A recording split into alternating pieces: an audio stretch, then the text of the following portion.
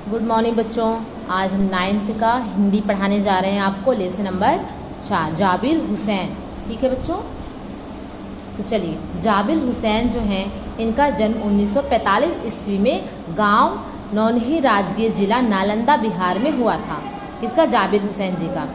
तो जाबिर हुसैन का जन्म फिर से देख लो एक बार, कहाँ? 1945 में गांव नौनही राजगीर है और जिला इनका नालंदा बिहार है। वे अंग्रेजी भाषा और साहित्य के प्राध्यापक भी रहे हैं। ये जो है जाबिर हुसैन ना, ये अंग्रेजी भाषा के और साहित्य के प्राध्यापक भी रहे हैं। सक्रिय राजनीति में भाग लेते हुए उन्होंने 1977 में मुंगेर से बिहार विधानसभा के सदस्य भी निर्वाचित हुए और मंत्री बने। ठीक है बच्चे, कौन? जाबिर हुसैन जी। कब? 1977 में मुंगेर से इन्होंने बिहार विधानसभा के लिए सदस्य चुने गए, निर्वाचित हुए और मंत्री भी बने। 1995 में बिहार विधान परिषद के सभापति हैं।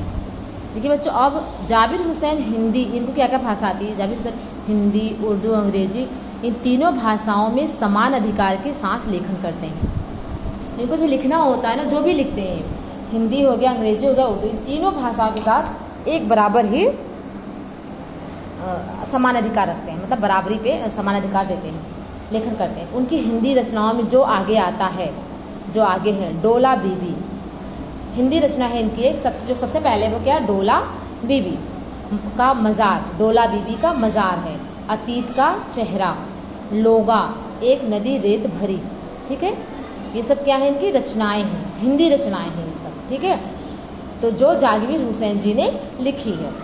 अपने लंबे राजनैतिक सामाजिक जीवन के अनुभव में उपस्थित, जिनका लंबा समय राजनीतिक में बीता है, समाज में बीता है, उनका जीवन के जो इनके अनुभव हैं, उपस्थित आम आदमी के संघर्षों को उन्होंने साहित्य में प्रकट किया। एक आम आदमी अपनी लाइफ में कितने संघर्ष करता है, कितने कैसे झेलता है, संघर्षों को वो कैसे करता है, तो उसको उस संघर्षों को जाबिर हुसैन जी ने अपने साहित्य में प्रकट किया है। संघर्षरत आम आदमी और विशिष्ट व्यक्तित्वों पर लिखी गई उनकी डायरियां चर्चित प्रशंसित हुई हैं। देखिए, जाबिर हुसैन ने अपनी डायरी विधा में, डायरी लिखी उन्होंने विधा, उसमें एक अभिनव प्रयोग किया है जो अपनी प्रस्तुति शैली और शिल्प में नवीन है। जो उनकी प्रस्तुति है, शैली है जो उनकी, उसमें नया है। तो प्रस्तुत पाठ देखिए, प्रस्तुत पाठ 1987, प्रस्तुत पाठ जून 1987 में प्रसिद्ध पक्षी विज्ञानी सालिम अली की मृत्यु के तुरंत बाद डायरी शैली में लिखा गया संस्मरण है। ये कब लिखा गया था? ये पाठ जो है जून 1987 में लिखा गया था। प्रसिद्ध पक्षी विज्ञानी सालिम अली की मृत्यु के तुरंत बाद डायरी शैली में लिखा गया संस्मरण। सालिम अली की मृत्यु से उत्पन्न हुआ दुख, जब सालिम अली की मृत्यु हुई तो उससे कितना दुख हुआ, उत्पन्न हुआ दुख और अवसाद को लेखक ने सांवले सपनों की याद के रूप में व्यक्त किया है। इसमें आके सांवले सपनों की याद में सालिम जो है, सालिम अली का संस्मरण करते हुए लेखक ने उनका व्यक्ति चित्र प्रस्तुत किया है। यह भाषा की रवानी और अभिव्यक्ति की शैली दिल को छू जाती है। ठीक है बच्चों, चलो हम पाठ अब शुरू करते हैं। अभी तो आपने सालिम जी के बारे में पढ़ा कि सालिम जी ने क्या क्या लिखा, कितनी भाषाओं का ज्ञान है।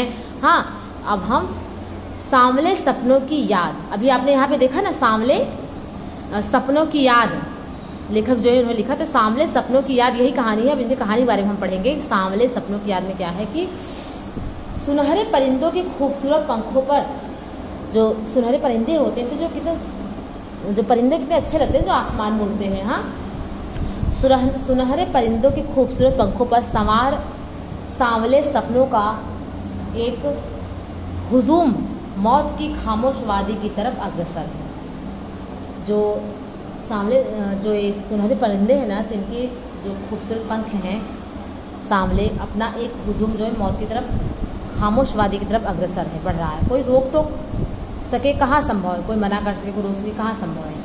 इस हुजूम में आगे आगे चल रहे हैं सालिम अली। तो सालिम अली वो सबसे आगे चल रहे हैं, अपने कंधों पर सैलानियों की तरफ अपने अंतहीन सफर का बोझ उठाए। लेकिन यह सफर पिछले तमाम सफरों से भिन्न है। जो ये सफर था उनका, वो सारे सफरों से थोड़ा सा अलग था। भीड़ भाड़ की जिंदगी, तनाव के माहौल से सालिम अली का यह आखिरी पलायन है। अब तो उस वन पक्षी की तरफ प्रकृति में विलीन हो रहे हैं। अब तो जो उस वन में पक्षी रहते हैं ना, वो सब क्या हो रहे हैं? प्रकृति में विलीन हो रहे हैं, खत्म हो रहे हैं। जो जिंदगी का आखिरी गीत गाने के बाद मौत की गोद में जा बसा हो, कोई अपने जिस्म की हरारत और दिल की धड़कन देकर भी उसे लौटाना चाहे तो वह पक्षी अपने सपनों के गीत दोबारा कैसे गा सकेंगे। लेकिन मुझे नहीं लगता कोई इस सोए हुए पक्षी को जगाना चाहेगा। वर्षों पूर्व सुखद नींद, बहुत ही अच्छी नींद सालिम अली, वर्षों पूर्व खुद सालिम अली ने कहा था कि लोग पक्षियों को आदमी की नज़र से देखना चाहते हैं। हाँ, यह उनकी भूल है। लोग क्या करते हैं, पक्षी को जैसे सोचते हैं कि मैं रहता हूँ वैसे पक्षी नहीं, पक्षी आसमान में उड़ना चाहते हैं, जंगलों में पहाड़ों से रहना चाहते हैं, वो खुले में अपने कैद करके रखे थोड़ी रहेंगे वो। तो सालिम ने कहा कि लोग पक्षियों को आदमी की नज़र से देखना चाहते हैं, यह उनकी भूल है। ठीक उसी तरह से जंगलों, पहाड़ों, झरनों और आबशारों को वो प्रकृति की नज़र से नहीं, आदमी की नज़र से देखते हैं, उत्सुक रहते हैं। भला कोई आदमी अपने कानों से पक्षियों की आवाज़ का मधुर संगीत सुनकर अपने भीतर रोमांच का सोता फूटता महसूस कर सकता है। अब सुनो, जब पक्षी बोलते हैं तो देखिए, कोयल हो गई, तोता हो गया, जब ये सब पक्षी बोलते हैं तो कभी कितना अच्छा लगता है सुनने में। हाँ, इनकी आवाज़ कितनी मधुर होती है, मन खुश हो जाता है। तो ये कहते हैं कोई आदमी अपने कान में पक्षियों की आवाज़ सुनकर, मधुर संगीत सुनकर अपने भीतर रोमांच का सोता जो है फूटता महसूस कर सकता है। एहसास की ऐसी ही एक उबड़ खाबड़ जमीन पर एहसास होता है, ऐसे उबड़ खाबड़ जमीन पर जन्मे मिथक का नाम है सालिम अली। पता नहीं इतिहास में कब कृष्ण ने वृंदावन में रासलीला रची थी, ये तो नहीं पता कि कब पृथ्वी पे कृष्ण आए और वृंदावन में जाकर लीला रची, पर शोक गोपियों को अपने शरारतों का निशाना बनाया था। और कब जो गोपियाँ थी वहाँ की, उन्होंने अपने जो शरारत करते थे उसका निशाना उन्होंने बनाया था। कब माखन भरे, कब भाड़े फोड़े थे। हाँ, इन सब चीज़ों का तो मुझे पता नहीं है। कब दूध छाले से मुंह भरे, हाँ, कब वाटिका में छोटे छोटे किंतु घने पेड़ों की छांव में विश्राम किया, कब दिल की धड़कनों को एकदम से तेज करके अपने अंदाज में बंसी बजाई, और पता नहीं कब वृंदावन की पूरी दुनिया संगीत में हो गई। इन सब का तो मुझे कुछ भी पता नहीं है, यह सब कब हुआ था। लेकिन कोई आज भी वृंदावन जाए तो नदी का सांवला पानी उसे पूरे घटनाक्रम की याद दिला देता है। अगर आप वृंदावन जाओगे तो वहाँ पे जो नदी है, यमुना नदी, वृंदावन में जो वहाँ का, लेकिन कोई अगर आज भी वृंदावन जाता है तो वहाँ की जो नदी है ना, सांवला पानी, उसे पूरे घटनाक्रम की याद दिला देगा। हर सुबह रोज निकलने से पहले जब पतली गलियों से उत्साह भरी भीड़ नदी की ओर बढ़ती तो लगता है कि जैसे उस भीड़ को चीर कर अचानक कोई सामने आएगा और बंसी की आवाज़ पर सब किसी के कदम थम जाएंगे।